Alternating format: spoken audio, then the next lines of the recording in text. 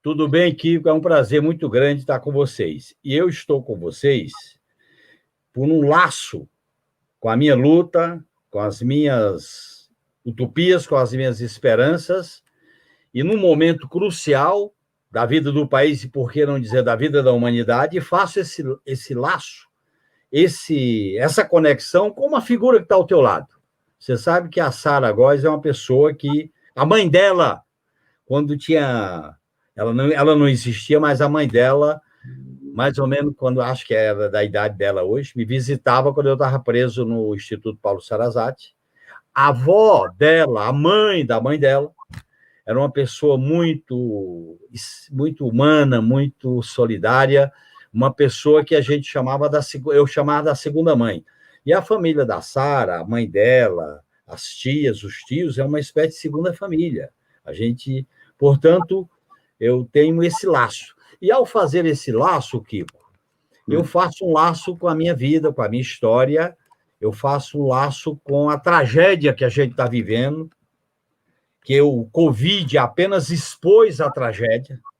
Você sabe que o Covid, ele não só revelou as mazelas, a desigualdade, a desgraça do capitalismo, que ao longo dos 40 anos pregou o Deus do mercado, o Deus do dinheiro, as privatizações, ajuste fiscal, globalização, eliminação de direitos, e a humanidade está em risco.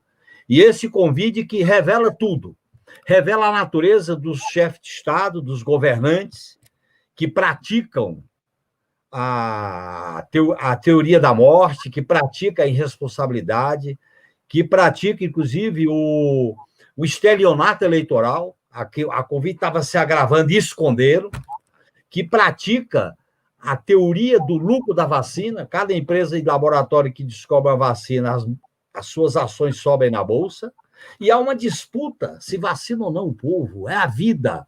Isso mostra uma coisa, viu, Kiko? Como o capitalismo não tem amor pela vida, não defende a vida, não defende a essência da vida humana, que é o sentido da gente lutar e viver. Portanto, eu quero me situar nessa história, nesse momento crucial que a gente está vivendo, em que a gente vive, Kiko, uma espécie de crise civilizatória. É uma crise sistêmica, uma crise cultural, uma crise ambiental, uma crise que mexe com os valores que a própria sobrevivência da humanidade está em risco, e uma crise que revela que o modelo capitalista está se esgotando.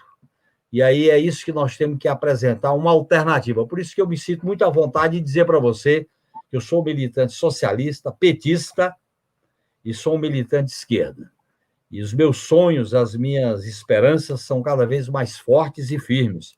É com esse estado de espírito que eu falo contigo, com as pessoas, os amigos, as amigas, e, de uma certa maneira, a presença, a ligação com a Sara me trouxe esse sentido histórico de emoção, de muita confiança, em que a gente é como se tivesse... A luta é como um carro, você tem um retrovisor e para-brisa.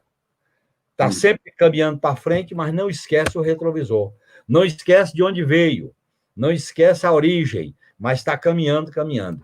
E essa figura, a Sara, a mãe dela, as tias, os tios, fazem parte de um momento importante da minha vida, em Fortaleza.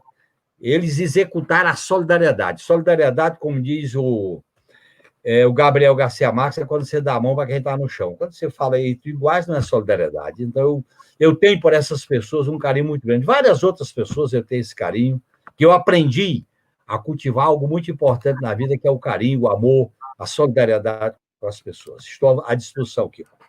Maravilha, que lindo isso. E a gratidão, né, Genuíno? Você está exercendo agora. A Sara está aqui nessa live exatamente por causa disso. É uma verdadeira linhagem de mulheres, pelo jeito, muito solidárias, decentes, que ajudaram o Genuíno ao longo de 3 gerações, é isso?